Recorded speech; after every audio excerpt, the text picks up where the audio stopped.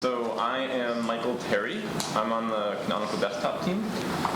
But I am also, in my spare time, the maintainer of Deja Dup, which is a backup program aimed at casual users.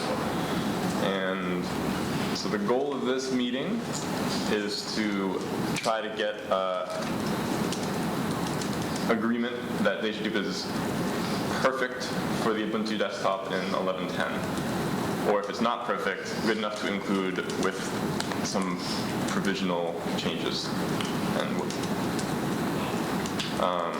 So I want to start off with brief history of our previous attempts at getting a backup solution in Ubuntu. You can see the links in the spec, but basically we've had three attempts, 3 UDS sessions before, way back in like 606 period. MPT designed some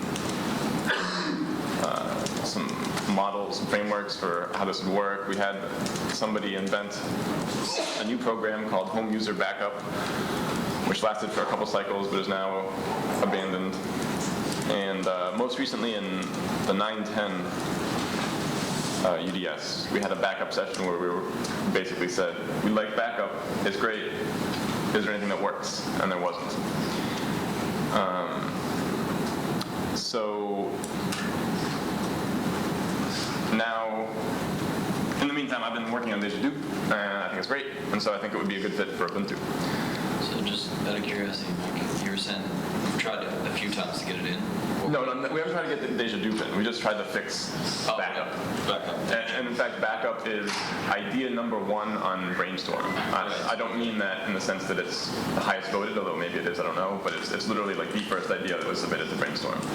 Yeah, I remember trying to get the votes up. So this is definitely something that users and developers seem to want. Specifically, a backup program that is aimed at non-technical users, people across the chasm.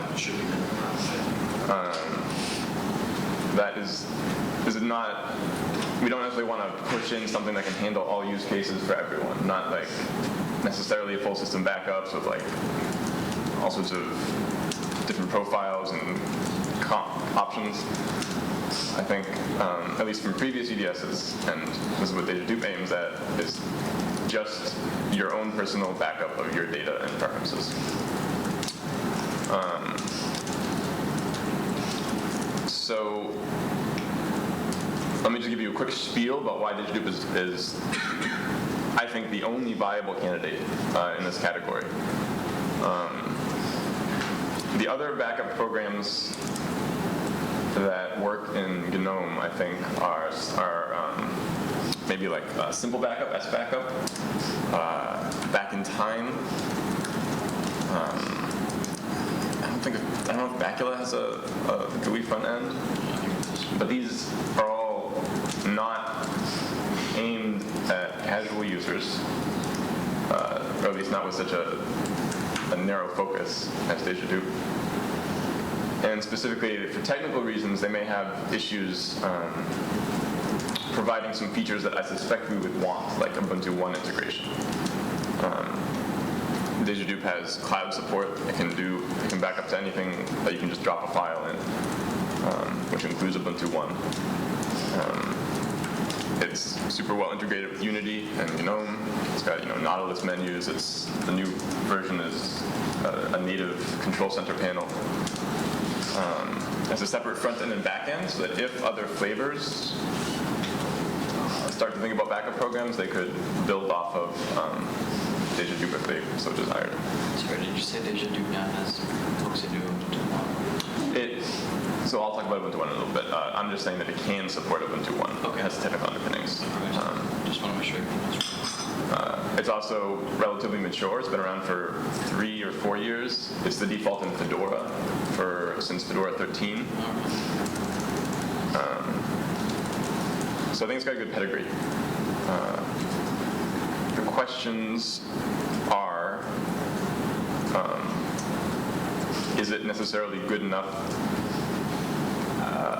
for what, if the Ubuntu project includes a default backup program, we're going to be arguably responsible position where we're now not only the responsible for your actual data documents on your hard drive, but now we're also sort of responsible for your backups. So we might be putting ourselves in harm's way in that respect of more bugs and more grief. Also, if we were to choose a default backup program, we're committing ourselves for a good while to that particular data format in terms of letting people restore in later releases. They'll want to be able to restore this data that they started using in 11.10, 3 or 4 years down the line, perhaps. And also maybe I'm open to the rare possibility that Deja Dup is not, in fact, the best fit right now for a backup program. Maybe we want to wait or look at something alternative. So if anybody has other suggestions, I'd like to hear that too. So on that first question, looking at bug reports and things of Deja Dup, do we hear of users having trouble restoring backups? So, yeah, sometimes they do. Deja Dup is a GUI wrapper around the command line tool Duplicity, if you've heard of that. And Duplicity's been around a lot longer. It's more, well, I don't know, it's more stable, but it's pretty stable. It does have bugs sometimes, and sometimes the extra layer of Deja Dup adds bugs. I know that, like, for example, right now I have a few reports of a particular restore bug in Deja Dup, but using Duplicity, they were able to restore their data.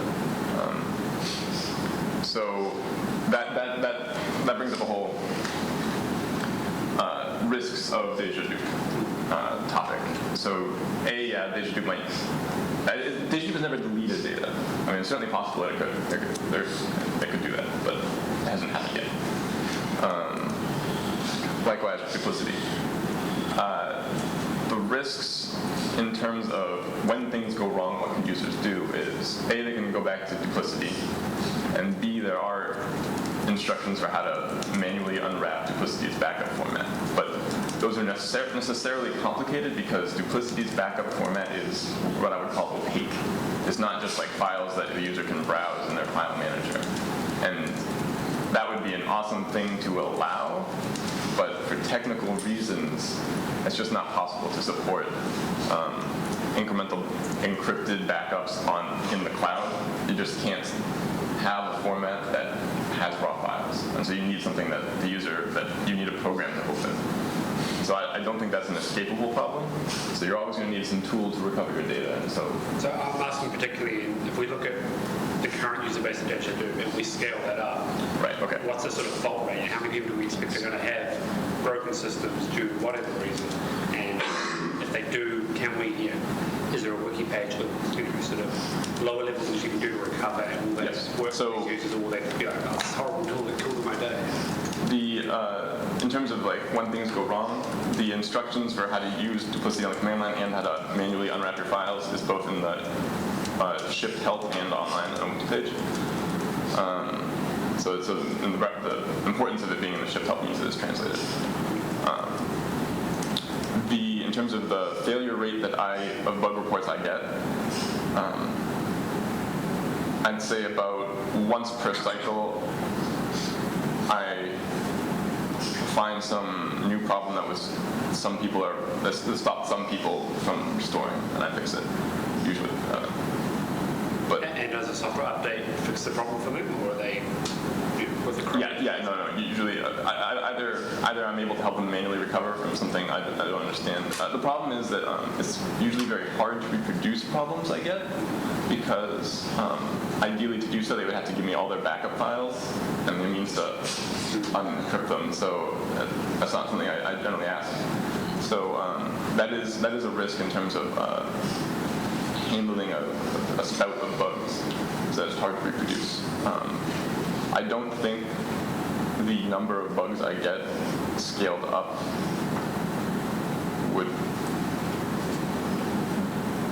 the number of bugs I get does not seem to me to be enormous. Enough that I'm comfortable to propose this otherwise. Because I'm the only, that's another risk, is I'm the only maintainer right now of Deja Dup. it's kind of a one-man team, although I'd love help. And anybody that is interested can talk to me. Was your question though about the backend infrastructure? Like, No. if a bunch of people back up to the cloud, can it actually? No, the question was, if we look at how Deja Dup has been going for the last 4 years, Yeah. and we suddenly multiply the user base, do we expect a massive significant number of unhappy, broken people, or do we expect Right, okay. problems we can deal with at a global level?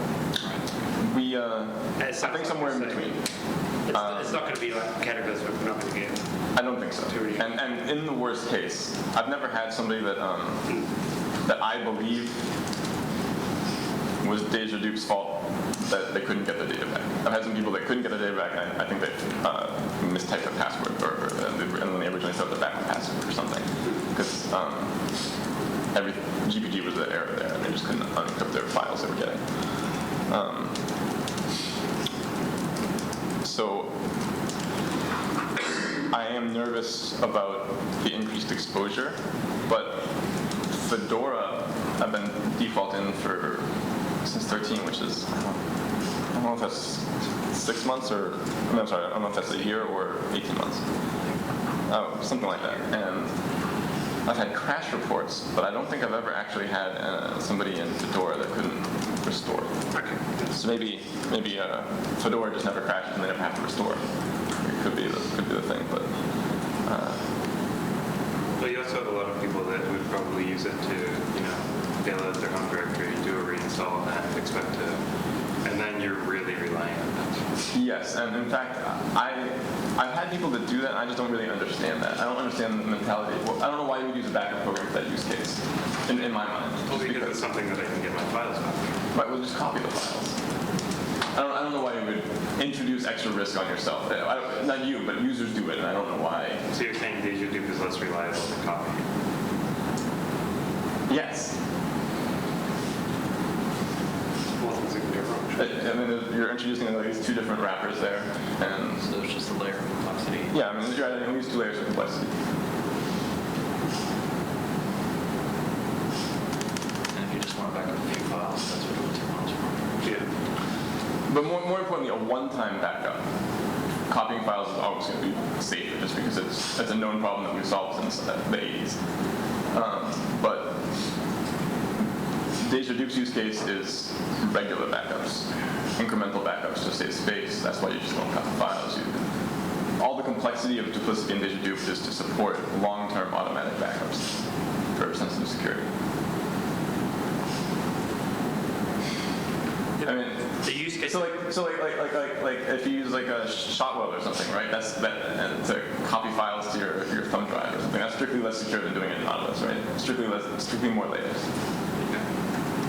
So you're introducing risk, and that's what I'm saying. So the use case of Deja Dup is you ideally never recover your backups, right? It's only for emergencies. And even then, only if you're lucky. That's not what I'm trying to say. No. It's not helping. The good thing about Deja Dup is it actually enforces regular backups. Right? You don't have to think about it. Every time I plug in my external drive, it just backs up. And you hope to never use that. Yeah, but it sounds vaguely like buying health insurance in the United States. It's like I'm covered as long as I don't get caught in fatality. No. I hope I never need it, I but think Mike's laying out the very real possibilities, and that we will see crashes and we will see things that are on purpose because of the massive user base that could potentially use this. But I don't think he's saying it's a common occurrence. I mean, that's what I Hopefully not. I would be spending all my time hoping it was that way. And we've seen that failures at a high level don't actually damage the data. There are other ways to get it back. Yes. That's updating the software doesn't mean that the data is corrupted in the process. I mean, any backup is for emergency use in my mind. certainly the medium on which you could do it could fail anyway. Right. Which is another thing we can talk about in a bit. A lot of previous UDS sessions have focused on optical media support. Yeah. What do you know about like Butterfest snapshotting and how this could facilitate? Because this is just over the horizon. So to commit to a format and a way of doing backups now, when we could have like this great new world in the next release or after LTS. So Butterfest snapshotting, I am not the most technically proficient things with ButterFS snapshots are, they sound really great.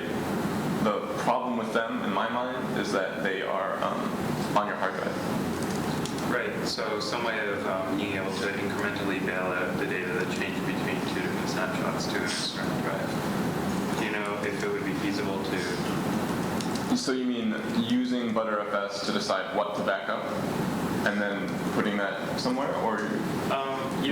Either that, yes, or going a step further and somehow extracting the data from ButterFS itself and putting it into another ButterFS as, like, I don't know if this is possible.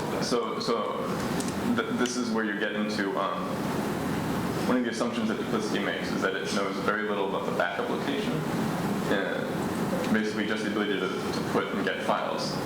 And that allows it to back up to things like Amazon S3 and potentially Ubuntu 1. So assuming, if you started to say that your backup program requires ButterFS on the target, then you lose those facilities. Yeah. So that does sound very neat and very awesome, but I think we'd be losing something we want. Right, that's true. But Which is when we're backing up from the restoring to somewhere else. I'm sorry, I didn't hear If you that. back up from a ButterFS file system or when restored to a different one, that might be problematic in that case. well, if we strictly use it for determining what changed, I guess not. It just becomes a much more efficient way of not having to spider the whole directory. Right, and that presumably could be done without changing the backup format, so that committing to this backup format wouldn't preclude our ability to use ButterFS technology to discern what. Have you followed some of the ideas at the system level of sort of performing a running log of all modifications that have been made? So like, I think this is what Apple does, for example. Even before the file system goes read-only, they start a service that is able to know about every single change that's happening and is basically making a log of all the files that have changed. And as I understand it, that's how the time machine stuff works. Someone was explaining this to me. I don't know if it's actually true. that's not how Duplicity works now. But I'm just like saying future scenarios, would you be able to expand it into this?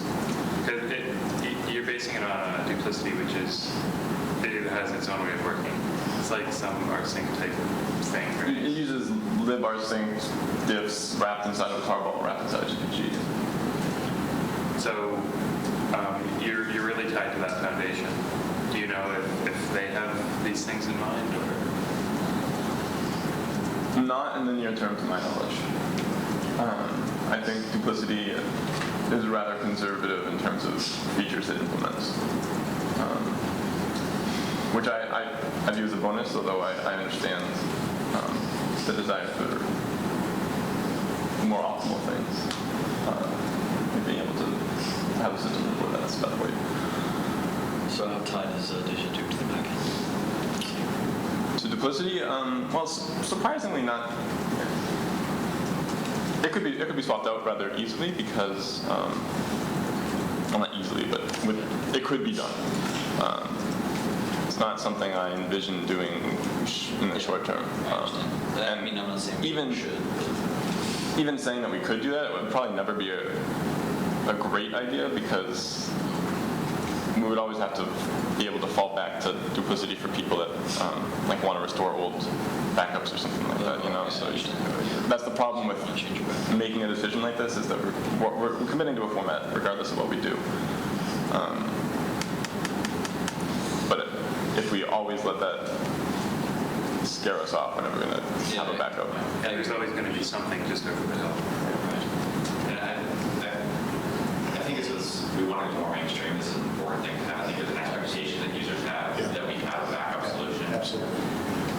Timing is going to be critical in this. I don't think we want to go to our LTS, which we are going to aggressively market to that consumer base. Right, exactly. Something that's not This is a tested. good time. So this would be the time we want to manage. There is a risk, but there's always going to be a risk when you're introducing something like this. This is our way of mitigating and pull in early. We know that this is something that there will be an expectation, not a long, an expectation that consumers will have. So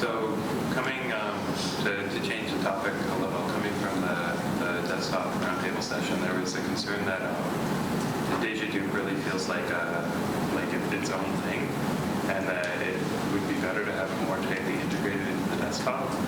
Maybe something with Nautilus or something. Oh, so do you have any ideas? yeah, okay, so Nautilus support exists now. In terms of I don't know what exactly scope you meant, but you know, you can like right click on files and say restore from backup and such. It doesn't have.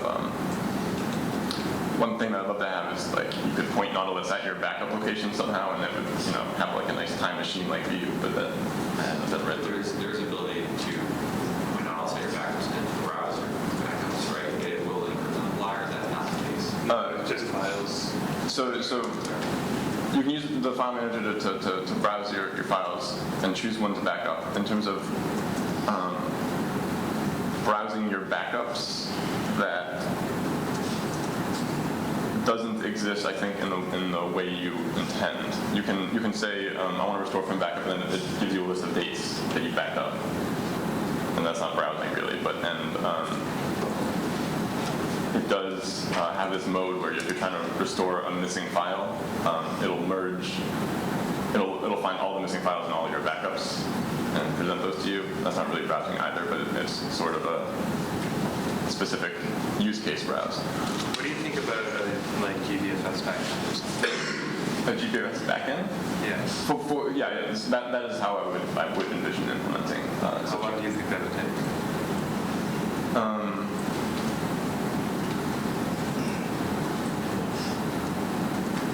It would be tricky. I don't know. There are problems there with usability in terms of accessing the files. The file format is so. It's not designed for presenting.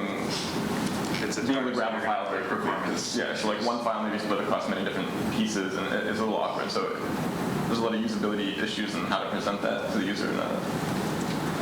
The other question I had is just a sort of technical issue.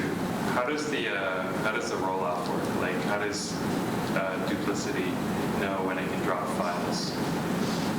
Because it's sort of this incremental backup system, right? And presumably, if you do this indefinitely, you run out of space. Okay. So it has to. Sure. So Duplicity will never edit old tarballs, just because it doesn't assume that you can run code on the back end. So if you use Duplicity naively, it would never delete them. But Deja Dup makes occasional full snapshots, both for just for the security, just in case there's something wrong with your previous backup. You've got at least 2 full backups always on hand. And that way you can drop old backups in their incrementals so that you can both save space and just get rid of old crap. You also, just to go back real quickly about GNOME integration. So Nautilus, we've got also the version of Deja Dup that I just released yesterday is written for GNOME 3, and it aims to make some UI changes that really make it appear just to be a feature of your OS rather than a separate app. So I de-emphasize the goofy name Deja Dup, so it'll appear on your system as just backup. And the only UI is through a control panel. It's not like a preferences and a separate app anymore. So first time you either are trying to restore or you just want to start a backup, and then there's just this little switch that says turn on my backups or not, and then you can edit your preferences. Just to try to make it appear as just a background part of your OS. So what's the viewpoint of the user? Say you turn on automatic backups and you say once a day or once a week. What is visible to the user while that's happening? Okay, so depends which shell you're in. So there's GNOME shell, which just uses notifications to tell you and to let you skip it or whatever. In Unity, you'll get a notification, but it'll also appear in your launcher. And if you're not using any shell, it'll be a status icon or app you get. And those just let you see the progress and just skip it if you're not interested for that time. So like it's making my computer run slow. Yes, it runs in iOnice and nice, but you know, if you're doing something, you know, I'm on Skype and it's ruining my phone. yeah. So that's the experience from the user's end. We try not to ever require user input for the automatic backup as much as possible. And if you're on an external hard drive and it's not plugged in, it'll say, hey, I would normally back up now, please plug me in. And once you do, it starts to back up. That actually sounds pretty nice. That's better than I thought it was. Yeah, I like it. Well, like you have to open this thing every time. Okay, it's time to do my backup. Right, yeah, no, I'm very opinionated about what kind of backups are the right way, and it's off-site and regular and encrypted. And those are the three. If you don't have those three things, you're not doing your backup right. And that's why I default to a cloud thing like Amazon S3. Yeah, that's if you have a lot of files, like it's pretty expensive, doesn't it? I don't think so, actually. It's pretty How much do you surprisingly store in cheap. it? I'm sorry, say again? How much do you store in it? Like how much do you back it? Oh God. It's a couple bucks for me right now for like 50 gigs or something like that. I'm not sure. A couple of bucks a month. Or I don't actually know how much data I have. I just told Deja Dup to keep on backing up, and it does. I haven't looked at it in a long time. They send you the bill. And they sent me the bill. I think it's fractions of a cent per gigabyte a month, or maybe 5 cents a gigabyte a month. It's some amount of price. There's some money involved here somewhere. Just take my credit. Mr. Moneybags here just throws money at Amazon and doesn't care. Ubuntu One, obviously, it would be nice when in Ubuntu to detect that and default to Ubuntu One just because that's easier. Because Amazon S3 actually is not very user-friendly, despite being a great offsite backup. But this hides all the complexity, right? All you do Well, is yeah, but even so, sure, it has complexity, but to sign up for an Amazon S3 account, they give you like this long token string that's your special username and a longer token string for secret name. It's just this shitty. So my plan is for this cycle is the UI work to support Ubuntu One is already in there to detect the space that you got left in Ubuntu One and all that. The only thing that remains is to write the duplicity backend, which has been blocked on Launchpad, or not Launchpad, the Ubuntu One people getting their REST API up. But that should happen this cycle. I think it already happened. So I should be able to, in Ubuntu, default to Ubuntu One.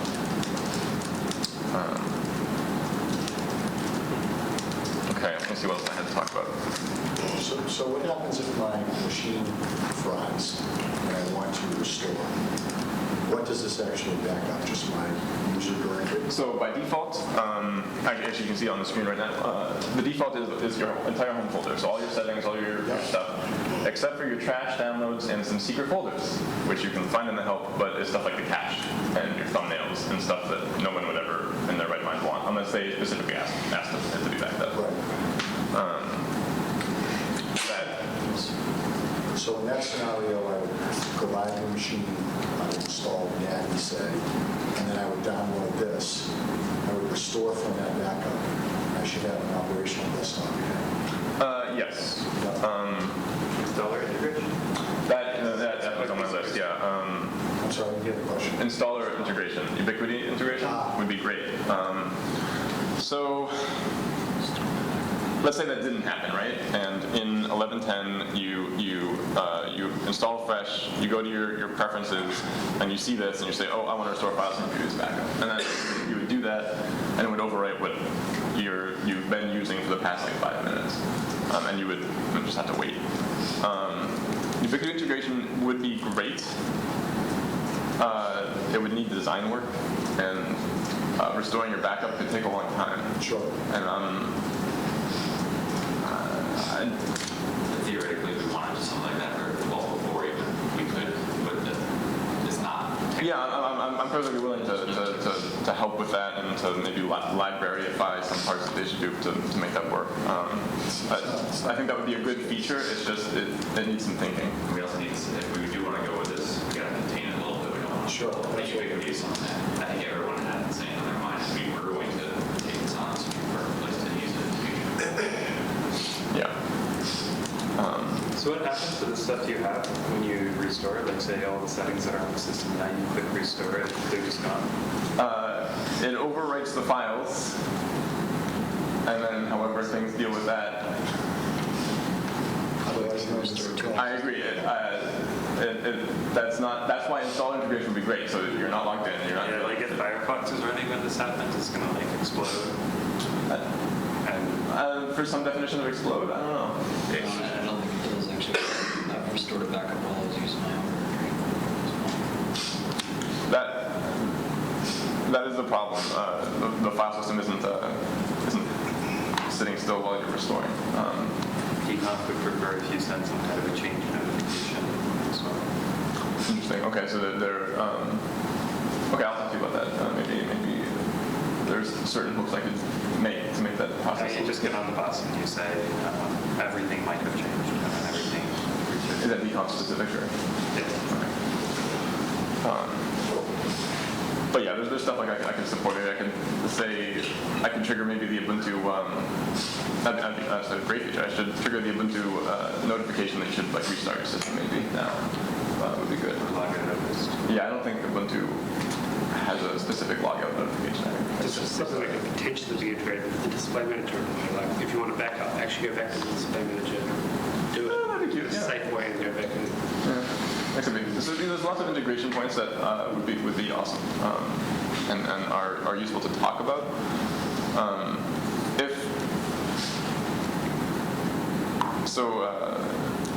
In terms of features that we would insist upon, the first Ubuntu backup solution might be worth talking about in terms of adding it this cycle. Things that I had written down that might be in that list of things that people feel like they must have. Optical media support. All the previous UDSs have talked about that. I don't really understand the use case. I don't know if people do that. And it just seems a frailer way of backing up. And Yeah, I think that's really an old idea. Yeah, it is. yay. Like you said, it's not all things to all people. Restore installed packages. That would be a great add-on that doesn't exist now. I don't know if we would necessarily require that in the first version or not, but it's on my roadmap. Restore what? Isn't that Installed packages. Yes. So OneConf has a plugin for so maybe if OneConf lands, this becomes less relevant. Yeah, I think Deja Dup's job. Yeah, exactly. What's it called? OneConf?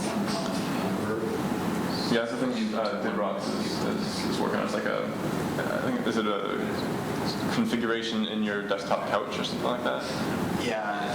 So like you can walk from machine to machine and say, make this machine look like that one. Maybe, Yeah, you can profile machines. You can say that my work machine is my personal machine. Right. Accessibility. Deja Dup's accessible. I use the LDTP framework to do automated tests. However, I haven't really done a run through for like that. Is optimal. Like all widgets have the right name. So I should do that before we land. Accessibility is a big deal for Ubuntu. Do we care about necessarily providing an amazing experience for system data? Like actually doing a full system backup of every bit. That's not really a use case Deja Dup cares about right now. It supports it, but it just doesn't care about it. Maybe it's directory. I'm sorry, say again? Yeah, so right now you can do that fine. However, it will only read stuff that the user can read. Because prompting for a backup every week, backup password just kind of goes against you'll start turning off your backup if that happens. I think they're different use cases. Yeah, okay, good. Can I restore to a different username than the one I backed up from? Yes. There's support in Deja Dup for renaming the paths as they come in to be in your new home. Your preferences, you're going to have run into trouble because like they end up hard coding a lot of paths. That's true, yeah. But that's that's not Deja Dup's fault. That's No, so Right. Think of the scenario where I do a backup and now I want to test that I can actually really restore it. And so I'm going to restore it back to my machine. Right. And I'm going to restore it to a different username. Yeah. Just to convince myself that what I backed up, what I restored is what I backed up. Yeah, I use restore to an alternate location. Okay, that's probably a better solution. Can you comment on the duplicity verify function stuff? Remember we were talking about this one? Yeah, okay, so Duplicity has this verify option in it to make sure that parts of your backup are in order so you are restorable. Except it doesn't really test that. It doesn't actually test it as restorable, it just tests that certain parts of the metadata are right. That is one thing I'd love to add in Deja Dup is like an automatic test, maybe like, try to get some sample file that it always includes in your backup, just to make sure it worked every time you back up so that you're not backing up to somehow corrupted backup all the time and then you only find out when you restore. It's always the worst time to. That's the problem with a backup program is you only ever find the bugs when you're restoring, which is the worst time. But that's not there yet. So we have 5 minutes left. Okay, so I guess do we feel like this is the way to go? Yes. I do, yeah. One big question. What's the bus factor of the duplicity project? I'm sorry, the bus factor? How many people need to get run over by buses before the project completely collapses? For duplicity, probably 3. One would cripple it, 3 would kill it. For Deja Dup, me. But it seems that duplicity is really the key thing here, because if we're committing to the file format, then that's like really the important thing.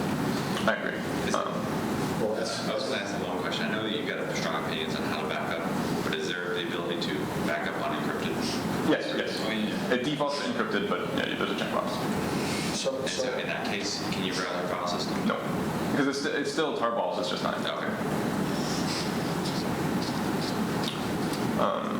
so can't you eventually swap in one file, one format versus another once you've got all the framework in place? Your duplicity. You could, it would just be big.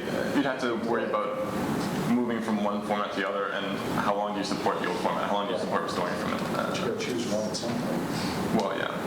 But the question is, I think the format is pretty reasonable for where we are right now. I'm reasonably convinced that the advantage of being able to stick it anywhere overrides like any cool things we could have like backing into Budapest, and that we could even use the features of new file systems coming forward to determine the delta to make the synchronization much faster.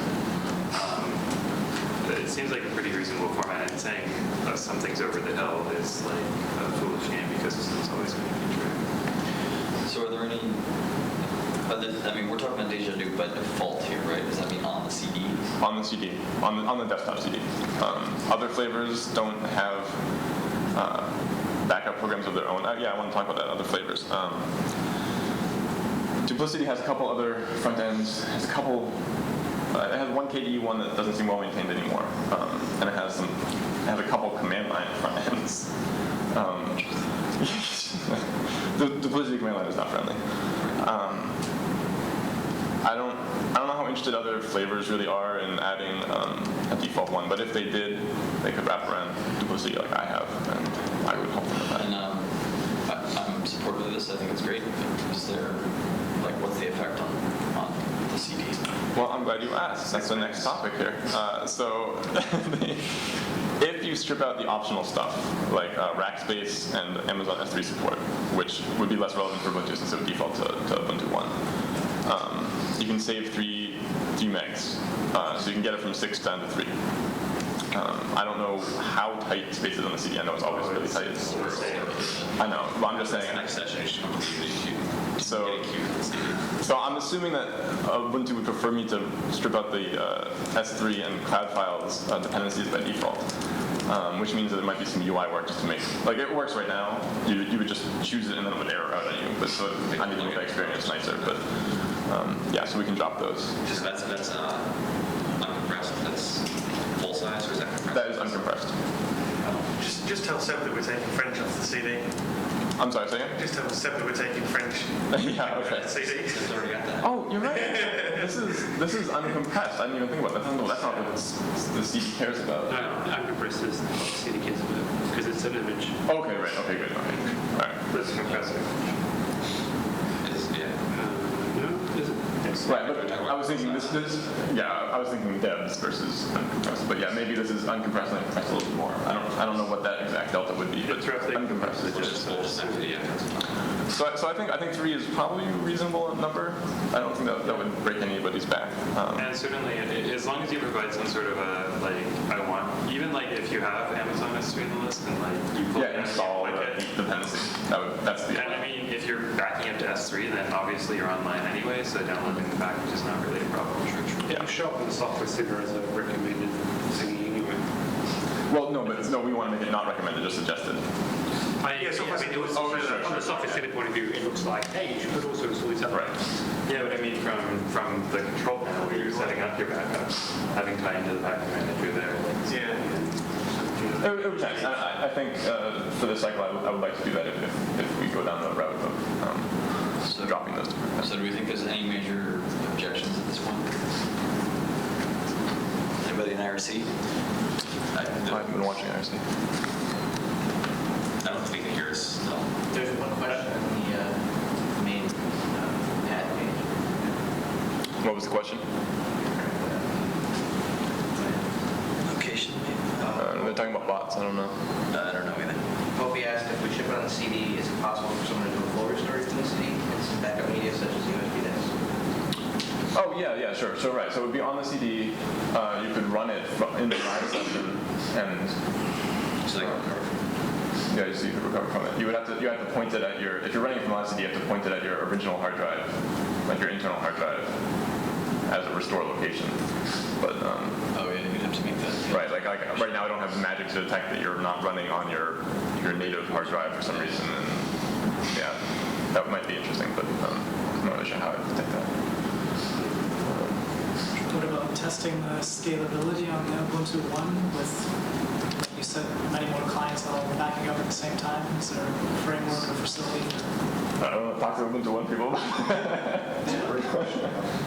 This question. I mean, we should be able to automate and test this, right? See, at what point does Ubuntu One start to choke when all of a sudden people are backing up gigabytes of data? You would think that In theory, really matters. It's transparent to them versus someone just file syncing a whole 100 gig of data. But I guess this would probably be a little bit more data. I do agree that they should be aware, but I don't know how dangerous it is. I think it's more just a hey, heads up, you're about to get several hundred terabytes more data or something. You're going to need space for it. Okay, so I love that no one that hates Deja Dup came to the session, so they're.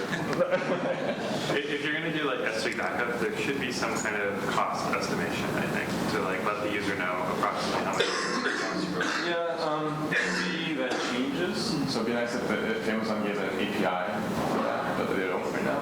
With some kind of approximation. would be Yeah. good, because like you don't want someone finding out, oh, this is going to cost me $50 a month. Yeah. Well, they get this. Yeah, I understand. And then increase the market. We'll do one account.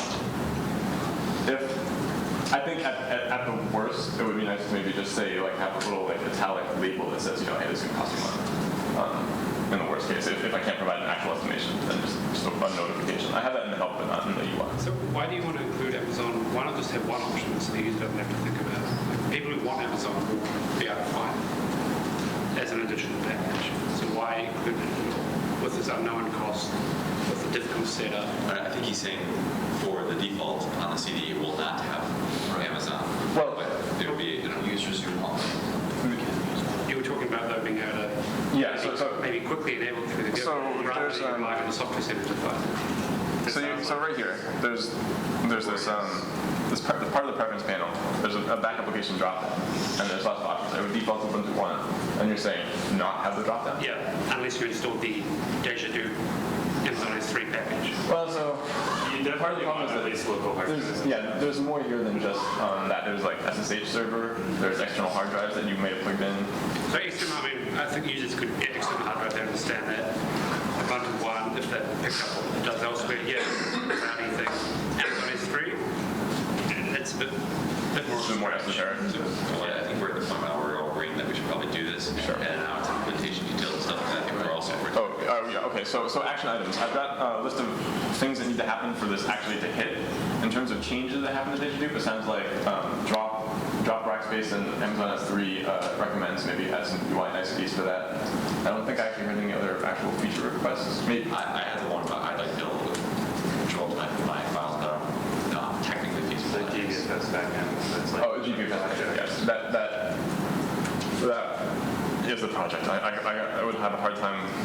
Well, you could tell me how hard it would be for me to commit to that. That's like a month of engineering work. Yeah, that's a bit of work. And another problem with that is that it would also be difficult to support all backends Duplicity does. Like I would have to also do Yeah, like for local DC and well, you sort of get into a recursive situation. exactly. And Do we support one that? GSD. We'll talk about that one Yeah. later. If you know. So, okay, so it sounds like the action items are what I have in the spec plus make the UI nicer when you don't have the dependencies for S3 and I think you could probably reasonably have another session even on this. improvements. Yeah, because it seems like there's really a lot of stuff to talk about. A lot of stuff. But I think A lot there's going to be a lot of requests people. to talk about, or Yeah, and things that would really improve the situation for getting it on the CD and making it good for like making it a reasonable backup solution by default. Things that I do think you need a few things. I think a lot of people are, you've said to a couple of people, come and talk to me afterwards. You could almost spin that into it. okay, sure. I don't see any problem with it. I think we have enough slack in the schedule. Yeah. That's something. Yeah, it's probably going to be later in the week. Sorry if you guys don't have everyone around. 'Cause I know some people are leaving Wednesdays. Okay. Yeah, I'm around. That'd be awesome. I love talking about this too. And you have to fight with kitty still. Oh yeah. Because like 3 megs is valuable. Yeah. Well, I don't know what to do about that. I'll buy him some lots. But yeah, so that's not a good action item actually. If you're writing my notes, just talk to me about how painful 3 megs are. Okay. So That's why. We have a session, I think it's the last session today, about whether or not we drop the constraint of fitting on a CD. So Maybe you want to come to that. Okay. Oh yeah. We've got install space. We got the Unity 2D Qt install media space issue now. That's right. Trying to put cute on there. Okay, well, awesome. So yeah, so come to the later session if you have issues with our feature. I only have 2 actually. Okay. Some of the effect of CD space and create another session for. Okay, and also modify UI to handle not having S3 and Rackspace, and there's